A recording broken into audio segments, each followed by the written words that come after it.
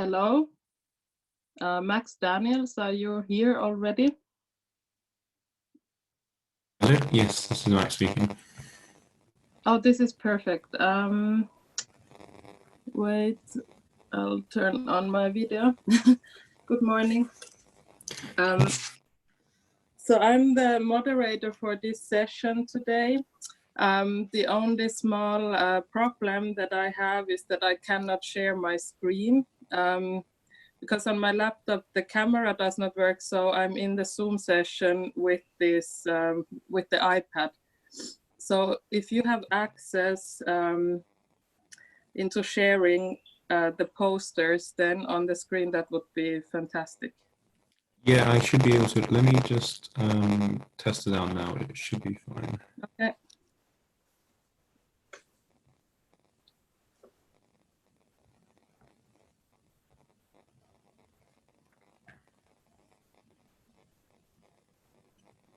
Yeah, it seems to be working. And then there was this link with all the posters. Yeah, I got them here. Yeah, perfect. Yeah, great. Okay. Okay, I will leave this up then. And yeah, just let me know if you have anything in particular you want to do. But I just understand that I'm just going to be switching between the posters. Is that right? Yes, I'm sorry I didn't hear you that well because your microphone is a little bit, I don't know, cracking. Oh, sorry about that.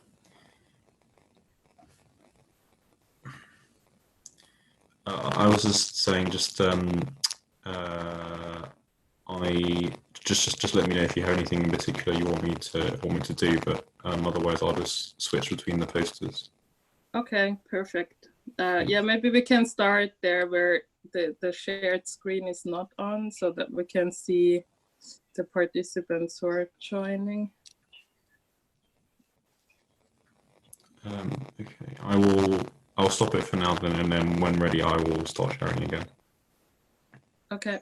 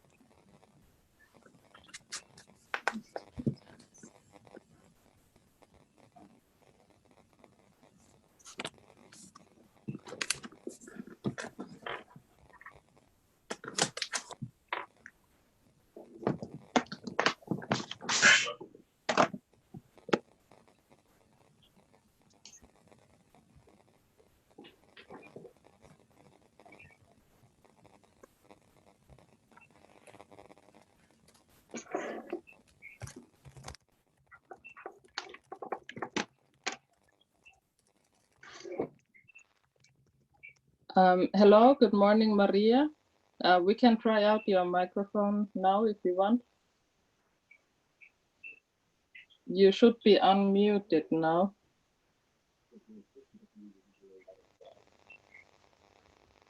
Okay, we can't hear you yet.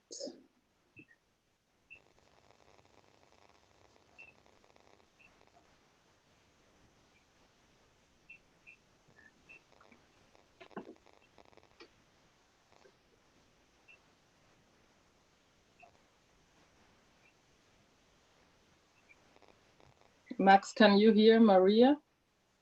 No, I can't. I'm just trying to work out why she is unmuted.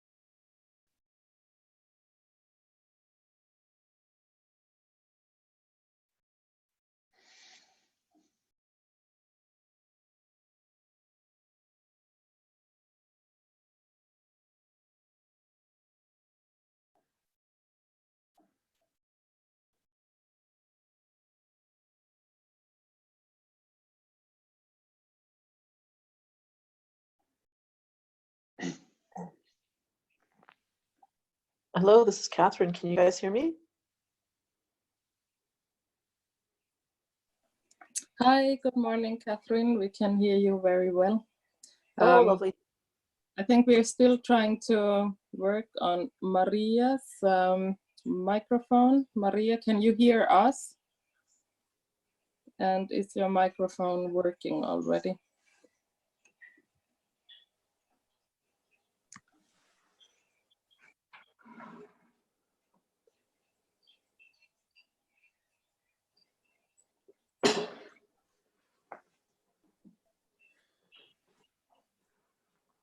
Okay, I think they're still trying to solve it, but let's wait for another 5 minutes until the other participants join us.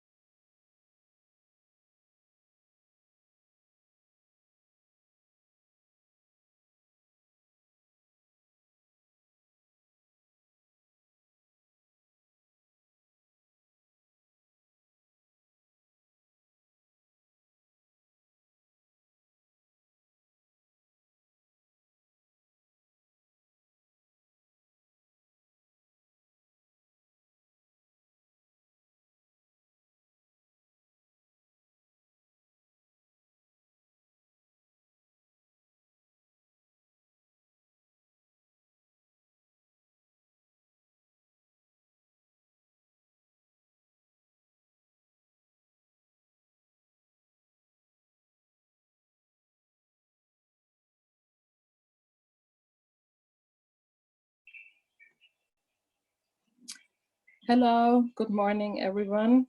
I can see that we are not many at the moment, so I would suggest that we still wait for a few more minutes, at least until the presenters of this poster session come online. So please bear with us for another few minutes.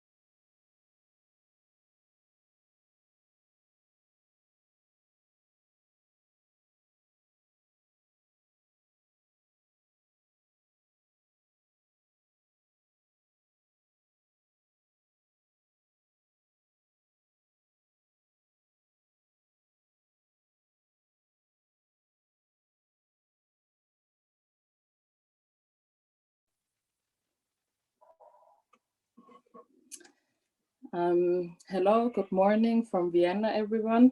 Let's start this poster session. I think we are enough people online to start, and let's hope that the other presenters will still join us.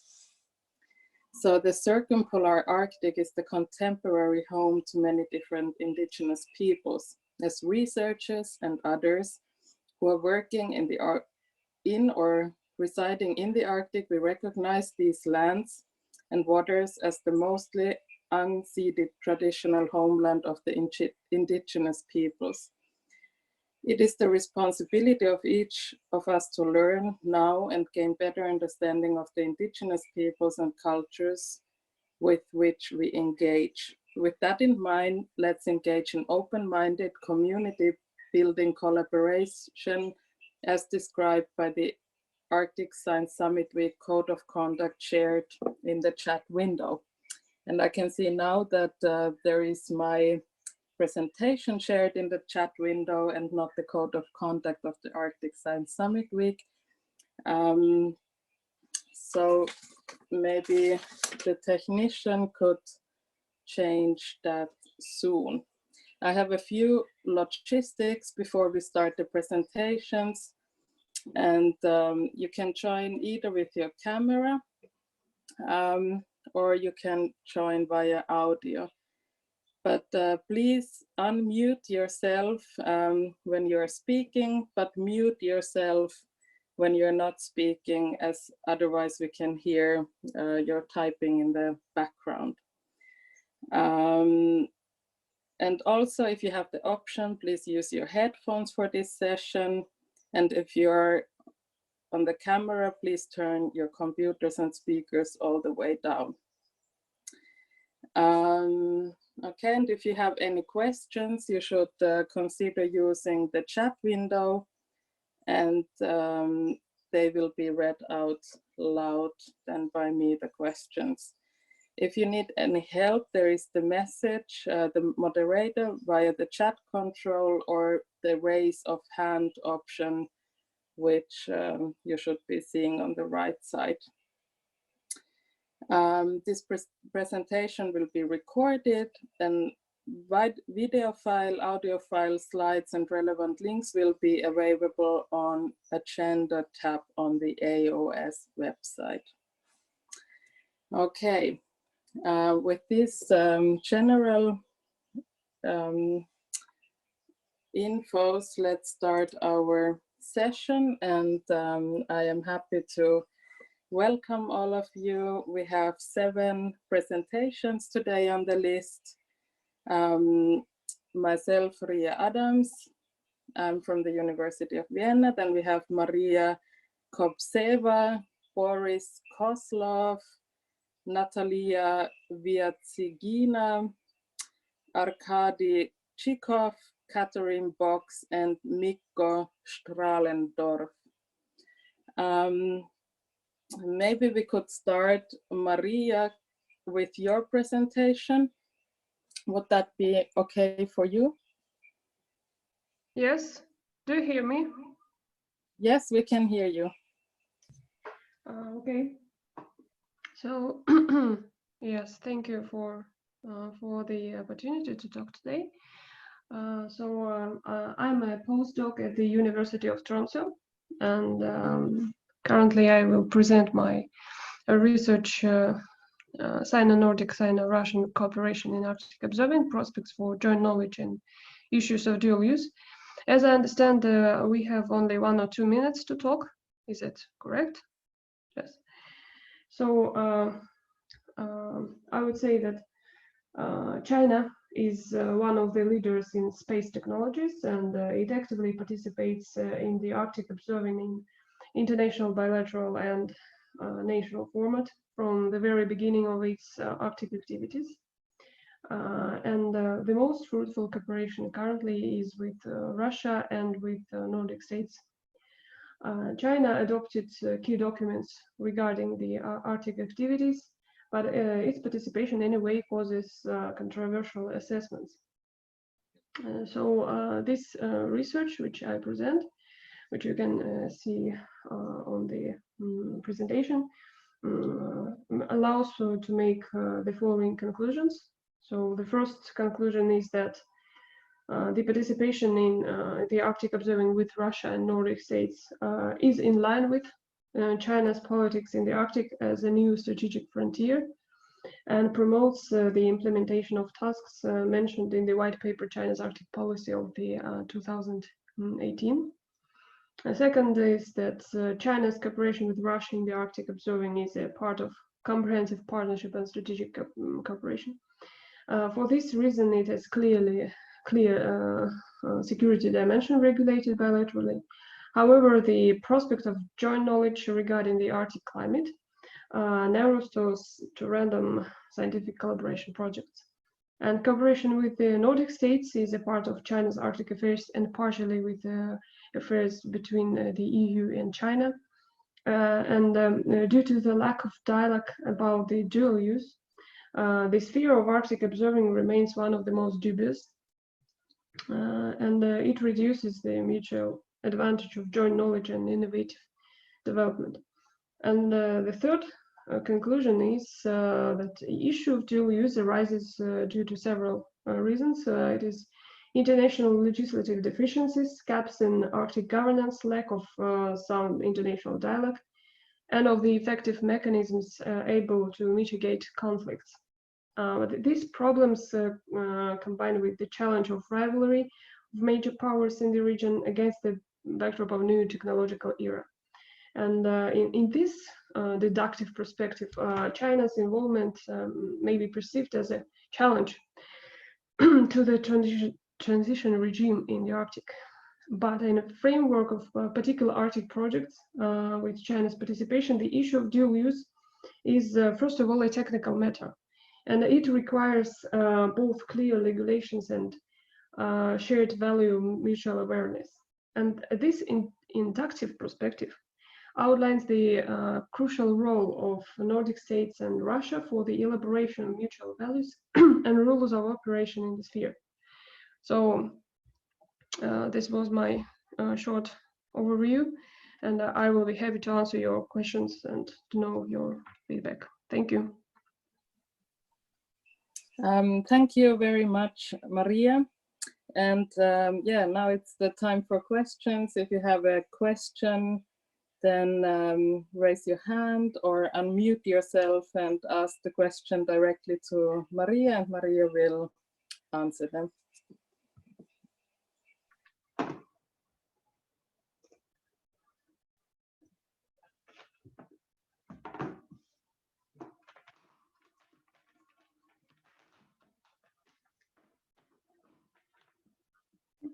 Yes, Yeah. please, Rasmus.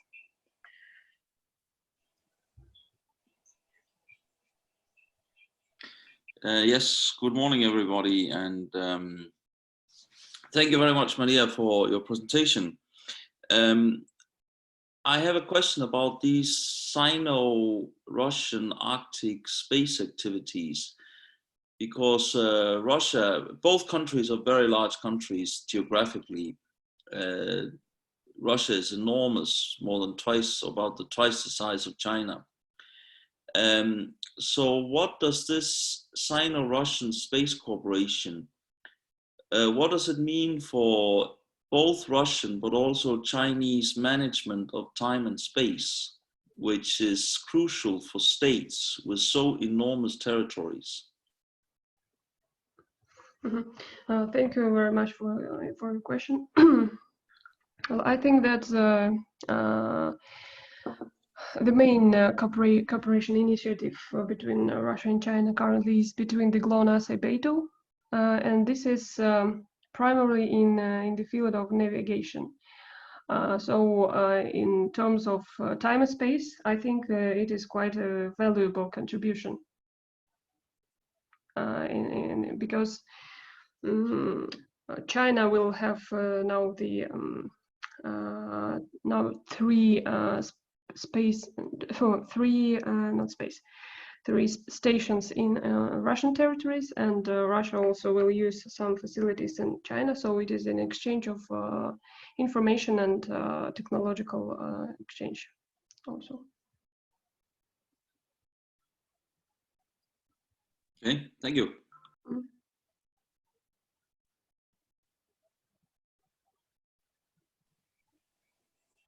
Are there any further questions?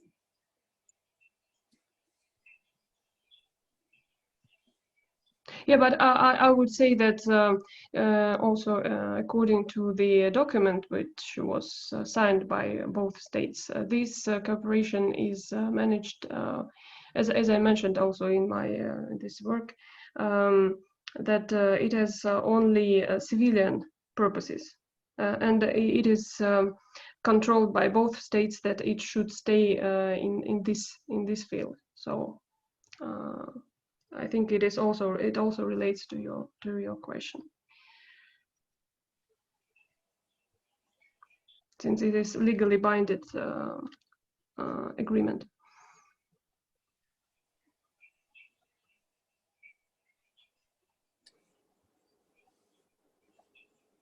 Right, can I ask a question now? Yes, please, Catherine. Oh, thank you. Thank you, Ria. Good morning, Maria. Good morning. I was wondering, you're mentioning the use of the GLONASS and the BeiDou for navigation. Will you also, or is the plan to use those also for some of the environmental applications for that technology? Well, there is such an application, and for example, the BeiDou is able to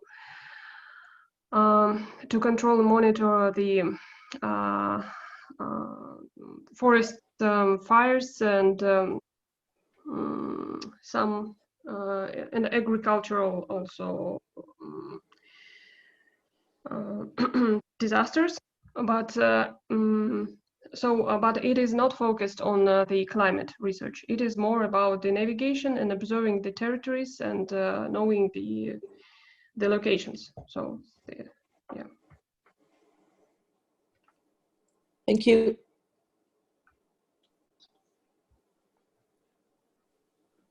Okay, any more questions or comments? Now would be your last chance to do it. Otherwise, we will move on to the next presentation.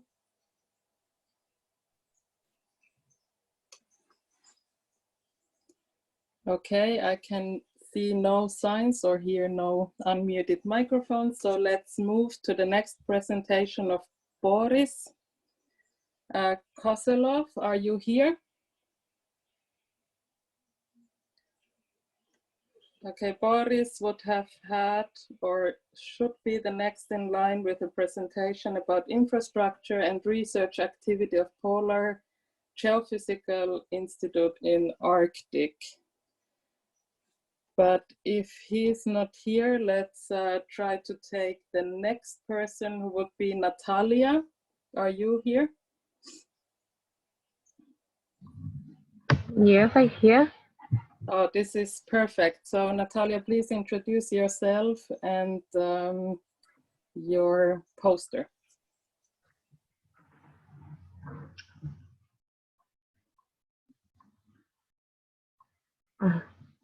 A unique data set of hydrochemical observation was obtained during the Transantarctic expedition Professor Mutanovsky in the August-October of 2019.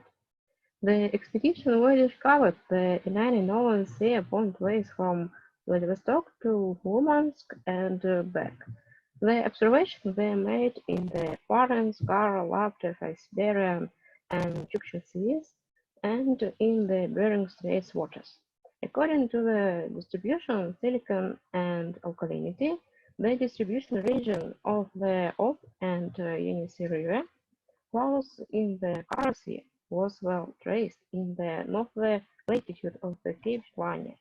The Lena River flow area extended from the Laptev Sea to the Siberian Sea. High channels, three station in Kara Sea and two in Bering Strait, exceed the critical values, but it may be natural. By scientific surveys, two stations in Chukchi Sea and one in Laptev Sea, nearest to Lena mouth high petroleum hydrocarbons, one in Kara Sea, one in Barents Sea, and one in East Bering Sea. Our results, Arctic is still relatively green. That's all. Okay, thank you very much for the short presentation. And now we have time for comments or questions.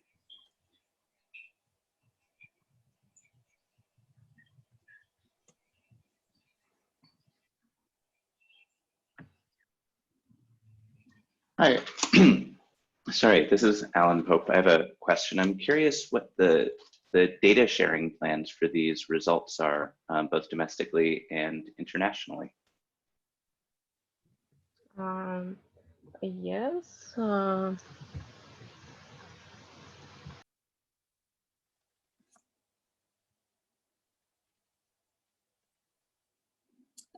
Sorry, Maria, we can't hear you anymore. No, Natalia, you're cut off and we can't hear you anymore. So please try to connect again or unmute yourself if you're on mute.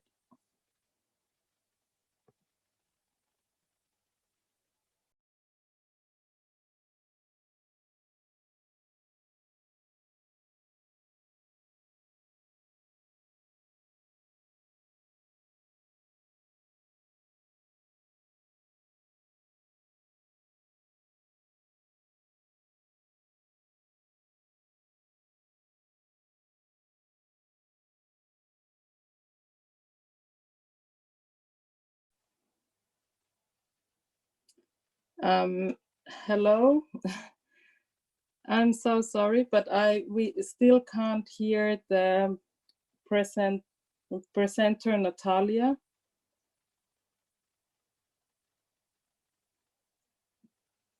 I also don't see Natalia being on the list of participants. So if it's not the iPhone, there's one iPhone where we don't know a name for. So maybe Natalia is actually not online.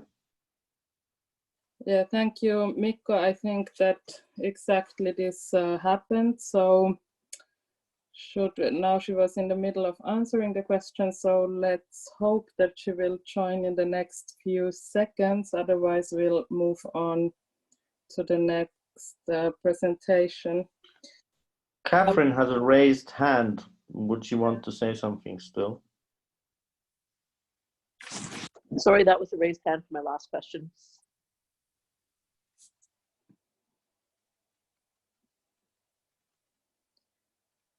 Okay, Max Daniels, who is our technician here. Can you see Natalia anywhere?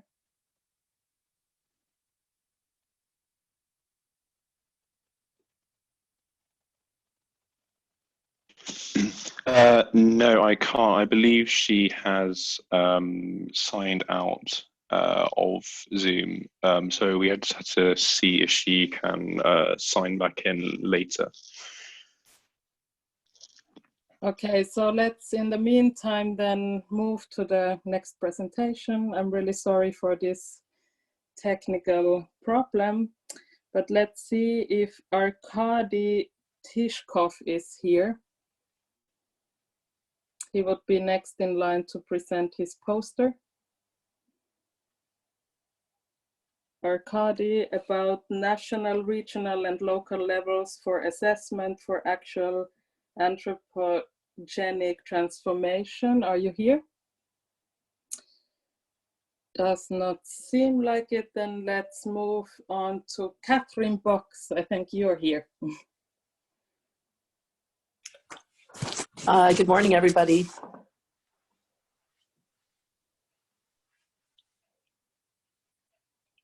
My poster is the one that says Ian Rose and Community Science Liaison Programs. Yeah, that's it right there. Thank you. Good morning. My name's Catherine. I'm a geology professor at Mount Royal University in Calgary, Alberta, Canada. And I'm super disappointed that I can't be there to meet you guys face to face, because I was really looking forward to the networking opportunities to reach out and make more connections with other folks that are involved in similar research projects. So this poster essentially looks at two different components. One of them is the Ian Rose program, which we're just starting. The intention with that is to create a pan-Canadian system of roughly about 1,400 Earth system observatories across the Canadian landmass, and that's the map with the dots on it in the sort of central part. Of those, roughly 700 of them would be in northern sort of territory, and then roughly about 250 of those would be in what we're referring right now to as the Western Canadian Arctic Critical Zone Observatory. Now, the idea behind Ian Rose, which means Earth System Observation Network, or Réseau d'Observation du Système Terrestre in French, is to make a research collaboration capable of looking at entire Earth systems. So on the top right there are the three different sort of components to that of what we're visualizing. So the capacity to be able to use these observatories to monitor space weather, such as the formation of the Aurora Borealis, looking at critical zone observatories, the critical zone, which goes from the top of the tree or vegetation through the solid earth down into the bottom of the aquifer, which is sort of like the living, breathing skeleton or skin of the planet. And then also the capacity to look deep down into the underlying mantle. The reason why I asked the question about the use of the GNSS satellites is because it's possible to use the signals now from the satellites to monitor a whole variety of different environmental applications. The Americans have been doing a lot of this with their EarthScope program, specifically the Plate Boundary Observatory, using the GNSS receivers to monitor drought, accumulation of snow, tidal gauges, and all sorts of stuff like that. Now, the possibilities of when we put a whole bunch of sensors on one observatory that has power and telecommunications are kind of mind-blowing. And I just used a couple of examples sort of down to the bottom right in the blue there. One is the capacity to be able to model and monitor atmospheric gravity waves, which is sort of like the next big stage for improving numerical weather modeling. And then the bottom there, with an array of these observatories, if we have a seismometer on each one of them, we can start picking up very, very small microseismic events. And someone used the data from the American EarthScope program and superimpose these microseismic events on the tidal cycle. And you can see there's a fairly strong correlation between these microseismic events and our tidal cycle, which is kind of mind-blowing when you start thinking about the processes that are happening on our planet and the capacity for these things. Now, the second part of the poster is outlined there in orange, and that refers to the Community Science Liaison Program. And the fundamental idea behind that is to create strong links with the communities and the capacity for the communities to be able to do citizen science research projects from kindergarten through to grade 12 in parallel to what the scientists are doing. Now, this is not limited to our Ian Rose program. We're reaching out and collaborating with all the other scientific programs across Canada in order to really increase this capacity to get school children excited and engaged into the scientific process. And we know this works really well because there's a program in the Yukon Territories in Whitehorse at the Wood Street School where they have been doing place and curriculum-based citizen science research projects in this program for the last 2 decades. And 100% of those kids are graduating from high school, and then 60% of them are going on into STEM post-secondary programs. And I don't know of any other program across the planet actually that's that successful at engaging kids into science.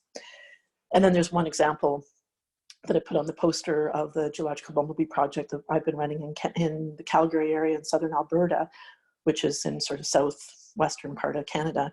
And over the last 8 years, I've had 800 kids build and construct 800 bumblebee boxes and then install them. And we've used that to monitor the impact of climate change on our bumblebee population, which of course are super important pollinators for food security issues and all those sort of things. And the sort of beside the map in the bottom left of the poster, there's a picture of Art Mayer with a group of grade 2 students that won the Make a Difference Award at the Calgary Environmental Exposition. And there's a quote down at the bottom, which I can't even read with my glasses on. Sorry. Anyways, you guys can read the quote if you want to, that basically speaks to the impact of participating in this program that these kids have on these kids. Grade 2 students in Canada, that's an 8-year-old, and they're basically saying that building the boxes was the best day of their life, and that they no longer think of bumblebees as being bad. They think of them as very positive, and they understand that even though they might sting, that they have a very important role in our food webs. And that's everything I wanted to say. I hope that was only 2 minutes. Thank you very much, Catherine, for your poster presentation. And now we're up for comments and questions.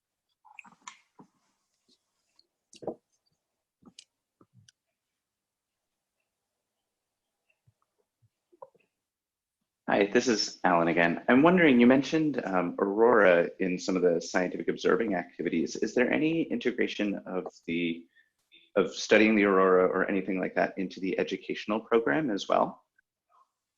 And I'm asking because I'm based here in Northern Iceland, and they are setting up a Chinese Icelandic Aurora observatory. And so trying to integrate some education outreach related to Aurora as part of the station. That's a great question, and the intention is very much so. Are you familiar with Steve? I do know Steve. So at the University of Calgary, Eric Donovan was one of the team that was involved in discovering Steve. And he does a fair amount of outreach, and the plan would be to work with our scientists that are the experts in Aurora Borealis, and then to develop a variety of different sort of activities that the kids could do out on the land around the area. Oh, and I see the Steve. Awesome, thank you. So yes, very much so. And if you're interested, the idea with this is to create citizen science projects where the kids can get out and observe, collect the data, and then analyze the data in collaboration with sort of scientist mentors. So if you're interested in some of these possibilities, then please do reach out to me, and I can send you some information as we develop these modules. Great, thanks so much. Sure. Next in line, we have Rasmus with a question. Please, Rasmus. Yeah, thank you very much for this presentation, Catherine. Very interesting.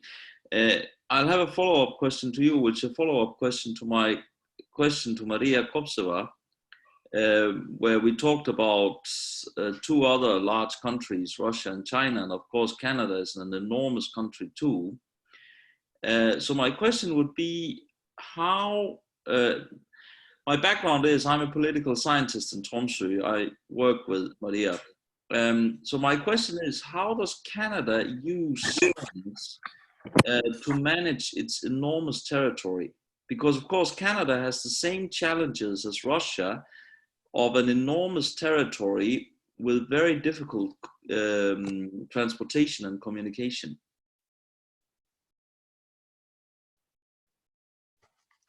Thanks for the question. I would say that the Canadian situation is even more challenging than the Russian in that we only have one road right now that goes all the way to the Arctic Ocean, and the Russians have quite a bit, much better infrastructure. It's going to be a piecemeal. So we do fully intend to install those 1,400 observatories across the entire Canadian landmass, but it's not going to happen all at one time. So what we've done is we've developed a series of smaller projects, which are sort of independent of the bigger projects so that they can run by themselves. And each one of those has a different scientific focus. So the big one that we're working on right now is the Western Canadian Arctic, which would be across the Yukon territories and much of the Northwest territories, plus the sort of western edge of the Arctic Islands. And you know, ultimately, we would love to have all of the instruments on all of the stations and leave all the stations out there for decades, but we're not going to be able to do that. So the plan would be to have sort of a backbone of stations that or sort of like all of the stations out there at one point or other for 2 to 3 years, and then to leave a backbone of stations that are close to the communities that the communities can then use to monitor and to carry on scientific projects as they see fit. It's not a straightforward process, and it's not a straightforward answer either, and it's not a magical answer either. The stations will provide us with the ground truthing for satellite images, and it's going to need to be a real collaboration between a whole variety of different remote sensing plus the on-the-ground stations.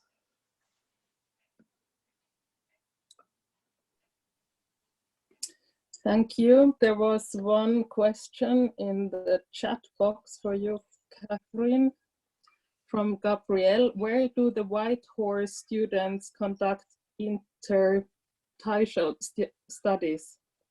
Oh, intertidal studies, yeah. Yeah, they that program goes all over the place.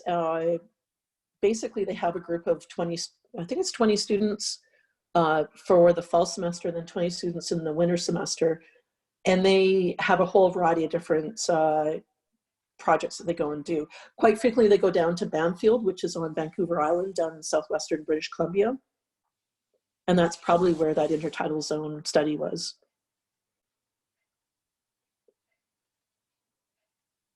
Okay, thank you. Are there any more comments or questions?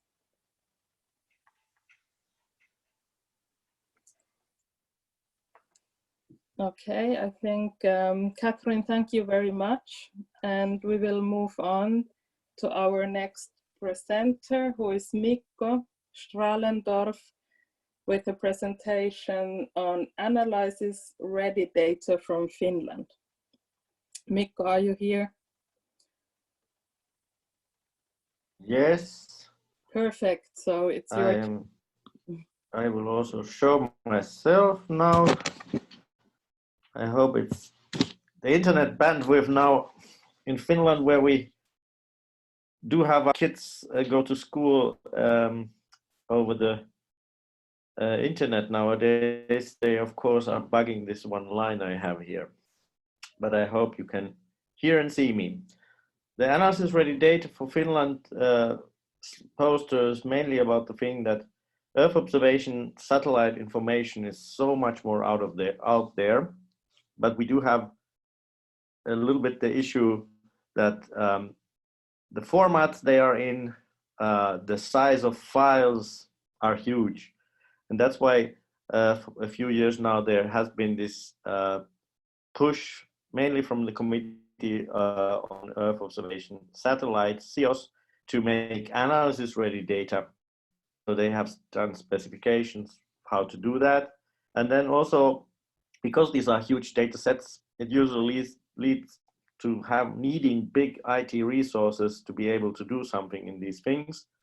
But for this, our standards and systems called cloud optimized geotiffs, and then a spatial temporal asset catalog, these kind of elements are available. That nowadays the applications aren't difficult and costly to make. It's actually just writing apps in JavaScript, for example, or writing something on your computer with GDAL bash scripts. So this is pretty technical, but in essence, what we have done in Finland to do this, there's a national project which was Paikkatietoalusta, so the spatial data infrastructure in Finland, and I was involved with the satellite data part, where we exactly in these kind of analysis-ready data formats made available Sentinel-1 and Sentinel-2 data sets, 20-meter resolution, 3 times each month to have a full picture of Finland was the plan, or we do have that since 2017, the beginning. Some parts are being done ourselves by processing the raw data into these formats, but then some things we are taking, for example, from the Sentinel-2 global mosaic service that the European Commission Copernicus program is paying for us. They have a mosaic hub where you can get these 10-day mosaics.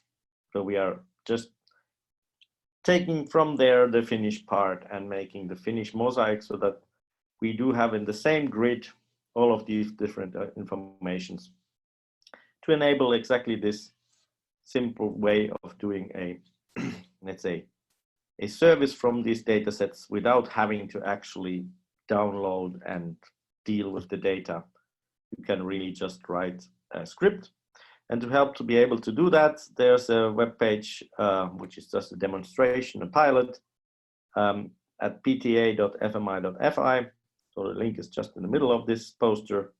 There you can see through the catalog of data we have, and it also shows how this cloud optimized geotiffs is very crucial.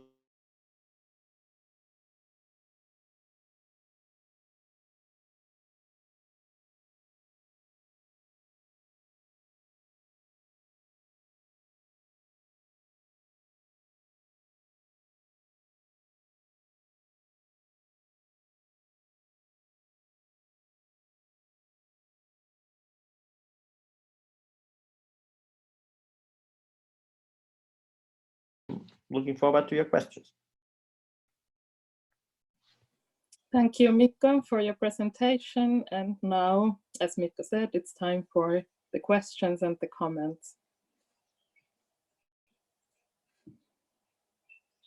Hey, Mikko, this is Alan. You present some great stuff for remote sensing data, and I'm wondering if there are any lessons learned from remote sensing data that could be applied to other types of data to make it more accessible and analysis ready.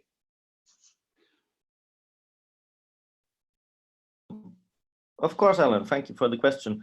I think that the basic idea also there would be a guideline that if you don't have to download anything to another machine to be able to make a service out of it, that pretty simple sounding principle does need some technical, let's say, actions, and especially a more open data policy idea, so that you don't necessarily, you will get actually a very positive thing from sharing your information like this, because if people do from their own scripts directly a service, you can actually see then on your side of the server, in your server logs, that who and where are they doing something, which of course helps you also to define better like system requirements you have.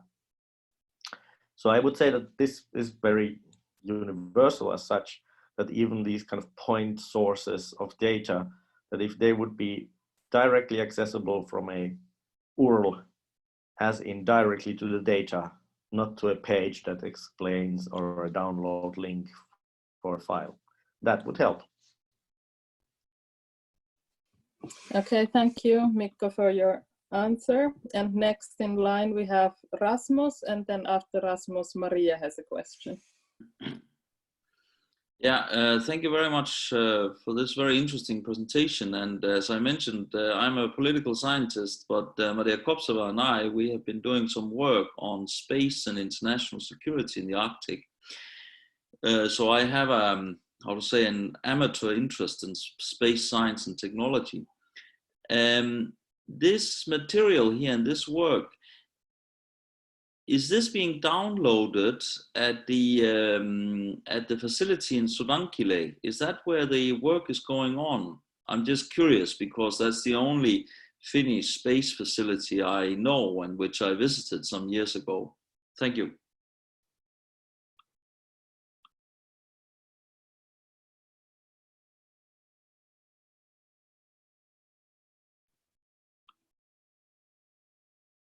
Did you hear me?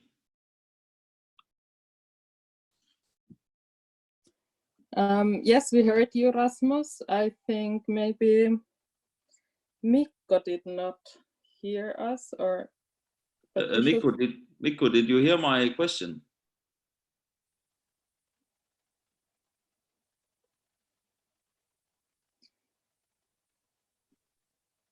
To hear it correctly, maybe you can write it in, because my internet connection really is at the moment a little bad. Okay, so I'll hand over to, well, back to the moderator. I'll write my question in the chat. Thank you, that would be excellent. Okay, so please, Rasmus, Maria, and Catherine, all three of you, write your questions into the chat. And as you're typing, Mikko can read it and then start answering all three questions of yours. Thank you.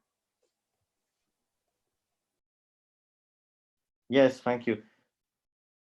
In general, I could something, so Rasmus was touching at least at this what one center in Finland that he knows. So I was assuming that it's probably the National Satellite Data Center we have in Sodankylä. That one is called nowadays, since I guess last year, beginning something, maybe a year before already. We are calling it the Arctic Data Center nowadays.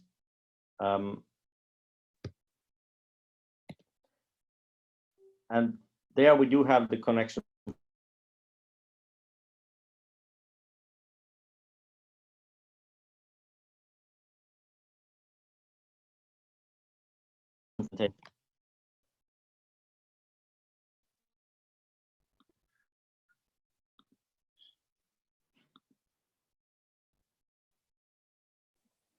So Mikko, all the questions are now in the chat box. Yes. And if you can just read out the question and then answer yourself to it and then go on. Okay, to Catherine, I might then first answer. So the whole point of the Paikkatieto-alusta project is actually that we want to enable others to do these services to the general public. So it is an infrastructure that we offer to the public to be able to do something with it. So in that sense, we are not even planning to do directly general public services from this, but there are some things that are born from this in a very similar way on the fmi.fi, so the Finnish Meteorological Institute's web pages. So there's we are also doing in these same principles a like Northern Hemisphere sea ice and snow in one image service, for example. It's the Arctic Now service. And this is really in Sodankylä. But the work is done by me in Helsinki. So the Arctic Space Center unit that I'm actually working at has a group in Sodankylä and a group in Helsinki. I work for the Helsinki group, but all the infrastructure is in Sodankylä. So also the data, all the machines doing this are there. And of course, we are interested in collaboration. We were actually seeking for some Nordic money to join with Iceland and Norway, that these kind of what we do in Finland, if someone in Norway, in Sweden, Iceland does the same things, someone could then make a larger area service based on this, but we would share the burden of producing this information. So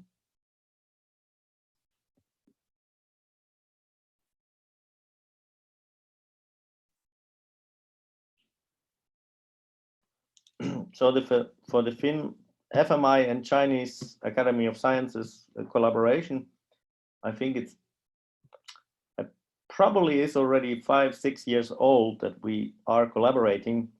It is very much a collaboration where we have Chinese people for half a year alongside us doing things, and then we are going to China from time to time to do similar actions. So it's very basic research done together action, but we actually do also then organize some data set systems in collaboration. So the Chinese are using, for example, Sentinel data from Sodankylä for Chinese applications. So we are also having a collaborative Sentinel. We are one of the distributors of this raw material, and we actually have there for this purpose also Chinese areas covered, although we otherwise are covering mainly the Nordic countries, Baltic Sea, drainage area kind of area.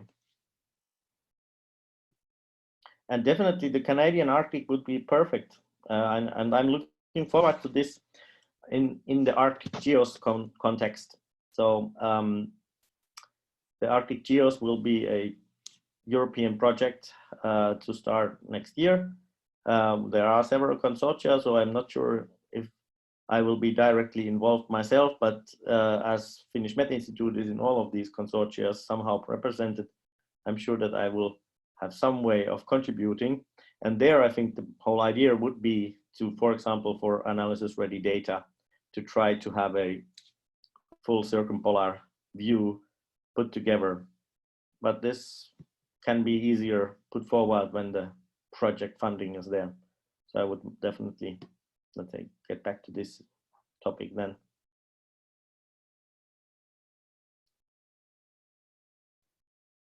Dual use aspects. That is for me, not so clear as a terminology.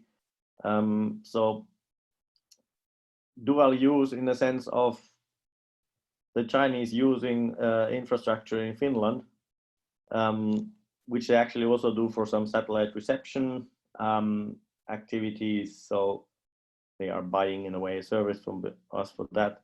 But dual use in civilian and military. This is perfectly kind of targeted towards civilian questions. We have in Finland at least a separate data analysis organization from the military. And they are very secretive, so I don't know actually what they do. But they are perfectly welcome, of course, to use this stuff, but I haven't seen that to happen, so I guess they would do it separately. In that sense, I would say that this is definitely on the civilian side more, but we are having no constraints to how this data is used. It comes from the Copernicus program of the EU, which is giving a free and open data policy for everything. And the value adding that we do with this joining data sets and putting them in a nicer format, this is actually in the frame of Finland has a very clear public sector information action where this is supposed to be free and open as well.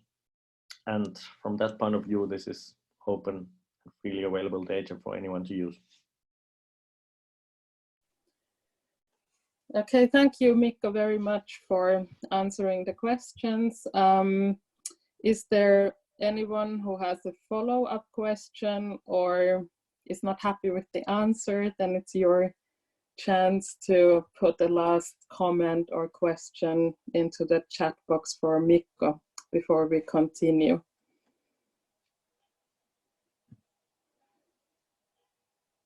Okay, it seems that everything was being answered. Thank you. And before we continue, I want to raise the question if any of the poster presenters who were not here earlier are here now, who would be Boris Koselov. If you are here, please make yourself visible.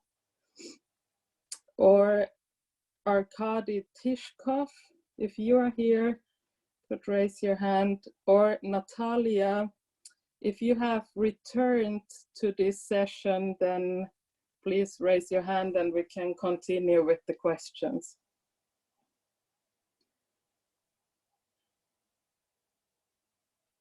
Okay, I think that we have lost these people, and there is another question or comment from Mikko. Do you want to say something about that, Mikko? Well, it was mainly, I guess the timeline question wasn't so sure for me what timeline you meant, but if it's the timeline to try to combine analysis-ready data sets for a full circumpolar thing, then that's something that as an action is at least in one of the proposals for these European Union Arctic Geos project. I guess the others will have something similar. That's the timeline that would only start working on this in 2021. Okay, so, but FMI and CAS timeline, we have a 5-year backwards timeline already. So there's no kind of idea of changing this cooperation. It's ongoing and we don't have any end date for it. We are, of course, a little kind of like clear that this is very much a certain part of research that we do. Further stages. I think both parties are happy with the way that we are doing at the moment, which is really mainly pretty basic research on using satellite-based data. And I don't think there's any kind of like any direction to make it more or less. So that's the only thing I know. I'm not so very deeply involved myself. Okay, thank you everyone for these additional comments and questions. We have now one presentation left, which would be my own. So maybe we'll do that and then see in the end if any one of the other presenters have arrived. So my name is Ria Adams and I'm currently a PhD candidate at the University of Vienna, but I have an affiliation with the Arctic Center in Finnish Lapland where I conduct my research as well. So we are staying in Finland with this presentation, and I want to focus today on, so my topic is rewiring well-being and understanding immigrant youth perceptions of Arctic in Finnish Lapland. So I'm an anthropologist and I have done long-term field work in Finnish Lapland, connecting with young immigrants who are between 14 and 18 years old. And I've been asking them the questions, why do they want to live in Finnish Lapland, or what are the reasons that they would want to leave the area? So these are all first generation immigrants and from all different nationalities. And my research questions have been, which are the shared experiences of immigrant youth living in Finnish Lapland, and what are the aspirations of these young immigrants in Finnish Lapland? And one of the major issues that they are concerned with have been that the educational opportunities until high school are perceived as very satisfactory in northern Finland. So they're really happy about the educational standard in northern Finland, and they say that this is the main reason for them to be there and to stay there.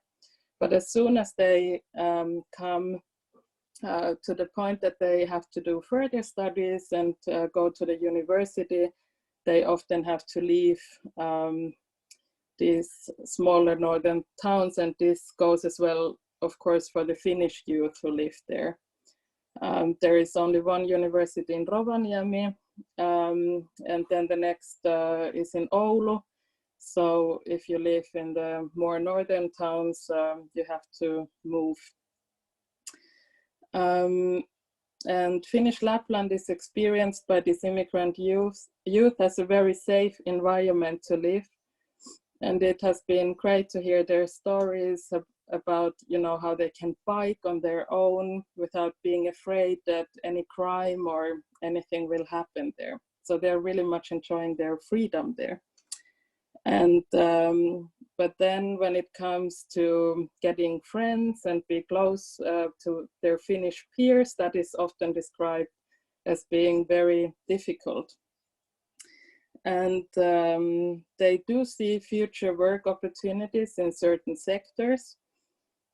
But of course, like, for example, in the tourism sector or in the elderly care sector, there are many jobs, but then there are other work opportunities that would lead them to the more southern regions. But this is as well something that concerns the Finnish youth, I have to say. And what they're really missing is an insufficient infrastructure. You know, young people, they want to be able to move on their own between places, and they're very dependent on parents or other people to get around. And the general lack of services, young people, they really want these cafes and places where they could hang out, and these northern towns often lack these places. And the connection to the nature is being perceived at the same time as a push and pull factor, while some people have a strong connection to the surrounding nature, as these pictures show. These are, by the way, provided by immigrant youth themselves. They have shared their pictures with me. So if you have this strong connection to the nature, you really, really like to stay there. But if you don't have that, then you see it as a place where there's nothing to do and where you wish to move away. Yeah, this was my brief presentation on different issues, and now it's time for questions again.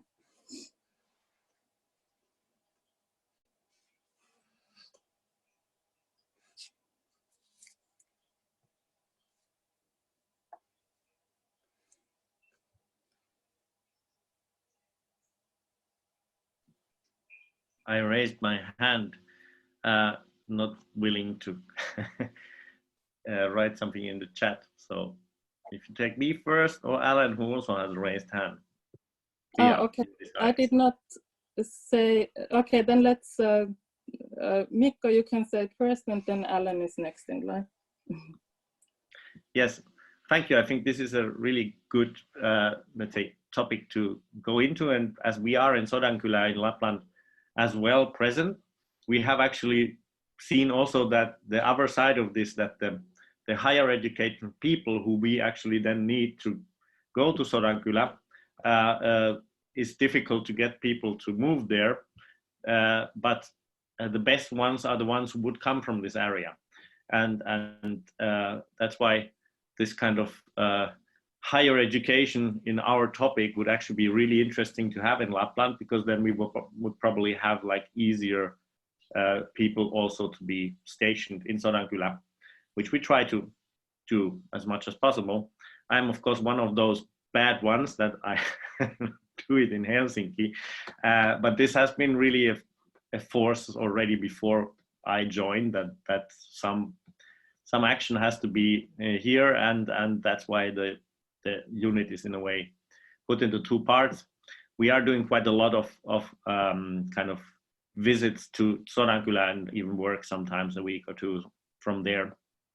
But in that sense, I think this is also an interesting direction maybe to see that how does it shape the work market? Because I think it would be, of course, for Lapland in general also interesting to have this higher education like works in the area. I don't know if Sodankylä and Oulu University has this geophysical observatory in the same place as we have. That those opportunities would be more there if there would be more stuff to be found. Yes, thank you, Mikko, for your comment. I totally agree that it would make it easier for families to stay also longer, because the problem is I've been doing my research in Kolari and in Kemijärvi. So from there, young people sometimes at the age of 15 or 16, so when they're just going to high school, would already move to Rovaniemi or to even further down to Oulu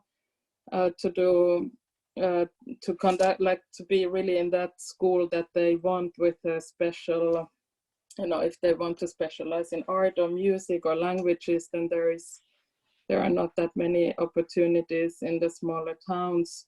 And then definitely when it comes to university education, I mean, the University of Lapland only offers some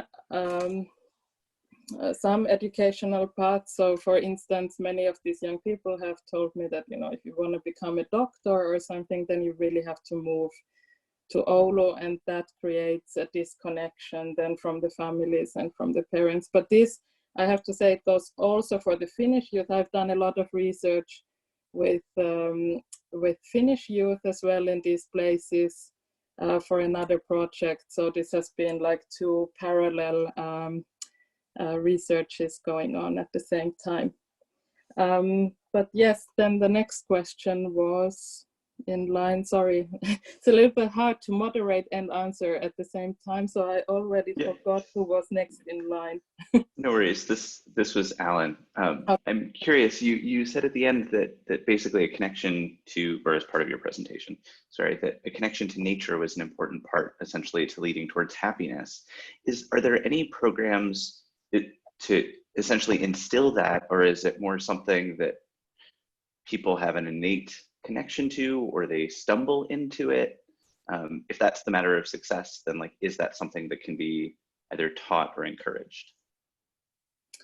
Yes, I think this has been a very interesting encounter. I have felt that doing interviews with these young immigrants, those ones who have felt a strong connection to the nature, as these two young people who have shared their pictures on this poster with me, they are they are on YouTube sharing videos about auroras, or they are on Instagram having hundreds or thousands even of followers, that they are really sharing their connection to this adventurous nature, even I would say.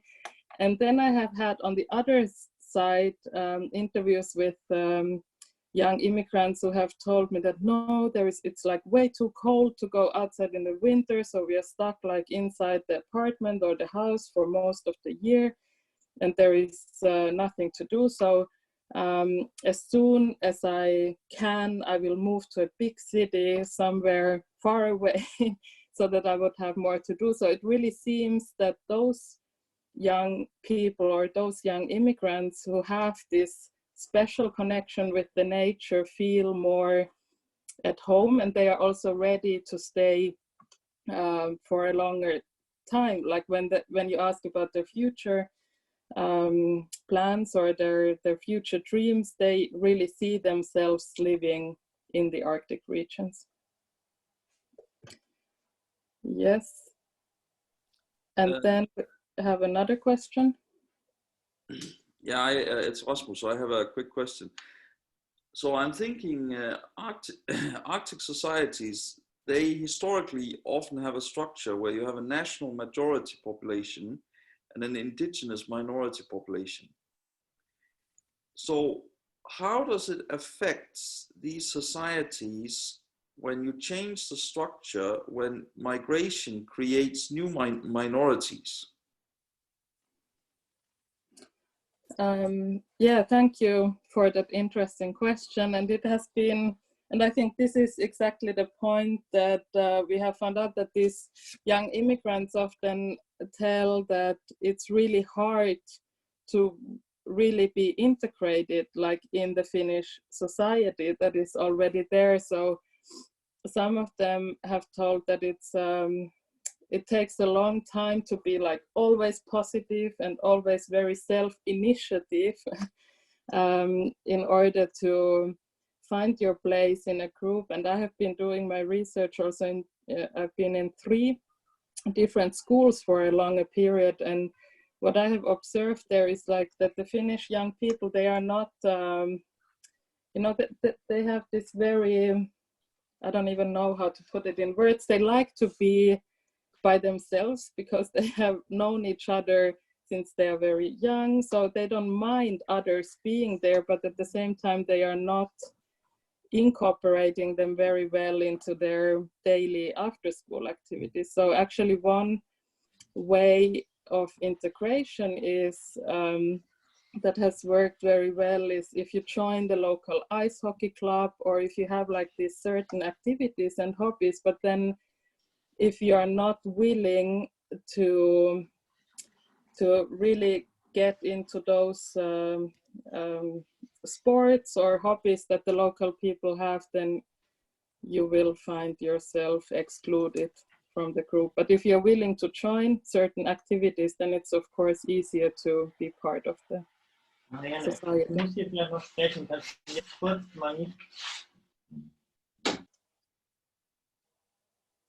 Okay, is there another question? Mikko? Still? No? Oh, there is a baby. We can see. It's my only comment that the questions here are really interesting for anyone with children, and I have a few. Yeah, are there any more questions in line, or was that all? I've got a question for, well, it's a couple of questions, Ria. How big are these communities?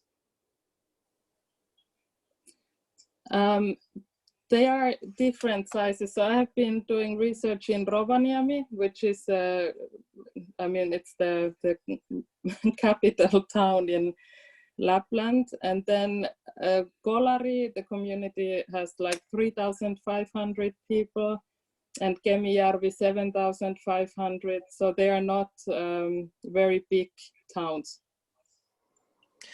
And then I think one of the towns you mentioned is the one with the university. Yeah, Rovaniemi. That's okay. The University of Lapland is located there. Okay.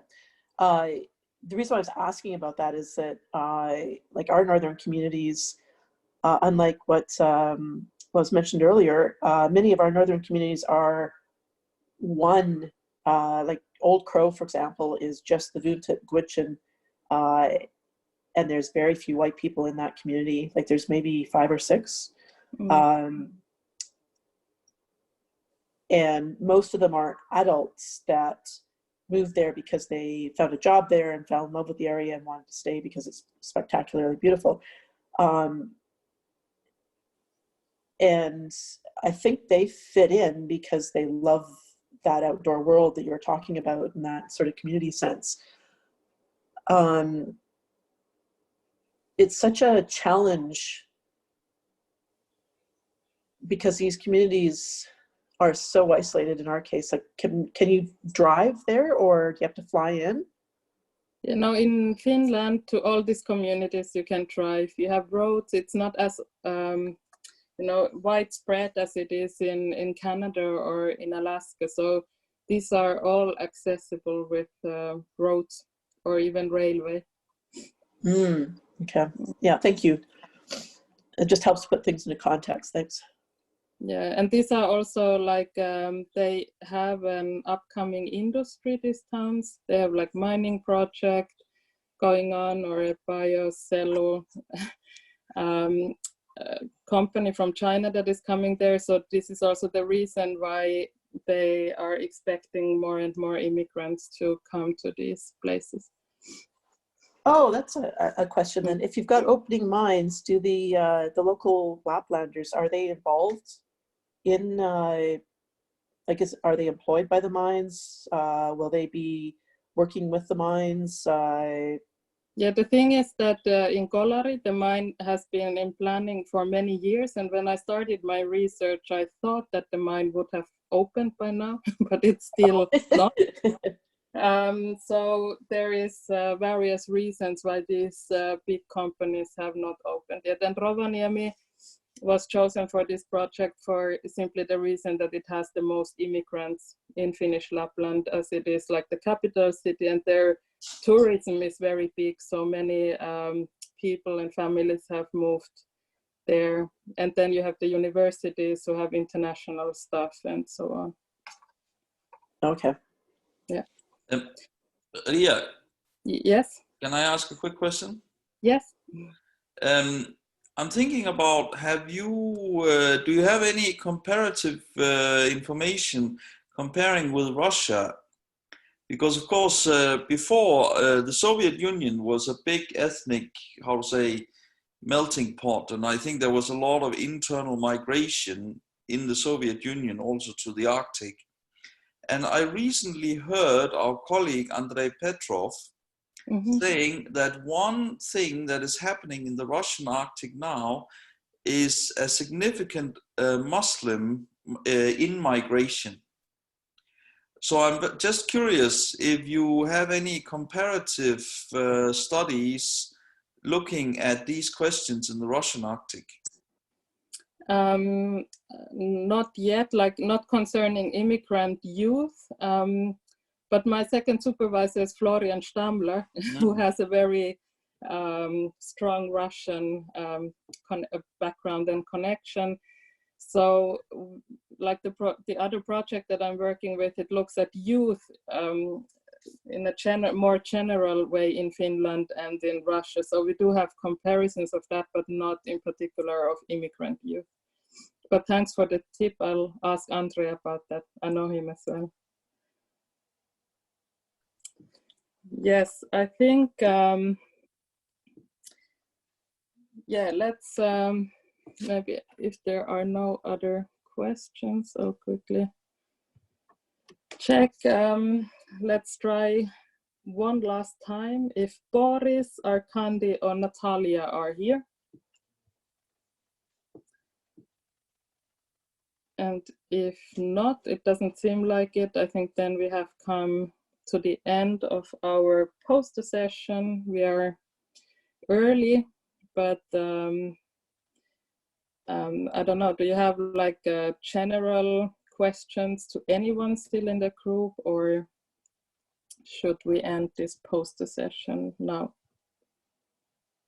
Should we make a poster session participants picture? Everyone puts the video on that can do it, and then we have a screenshot, or it's in the video in a way. Yeah, that sounds like a good plan. Good idea, Mikko. Also, Ria, thank you very much for your moderation, and I think this has worked very, very well. It was a great pity we lost Natalia, but otherwise I think this has worked very well. Yes, surprisingly well. If you, Ria?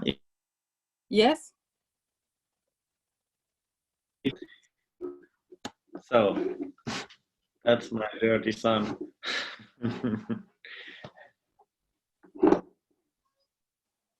Alan is pushing into position very good. So not too many have a video, but still nice to see you all. Hey, everyone. So have a wonderful continued day, and I hope of seeing you. Yeah, you Yes, or Sorry I can't access my video, but lovely to see all of you. Good.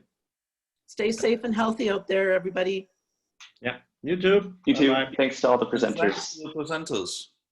Yes, thank you. And thank you, Max Daniels, for being our technical support here in the background Thanks, Max. all this time. Cool. Take care. Okay, bye. Bye, everybody.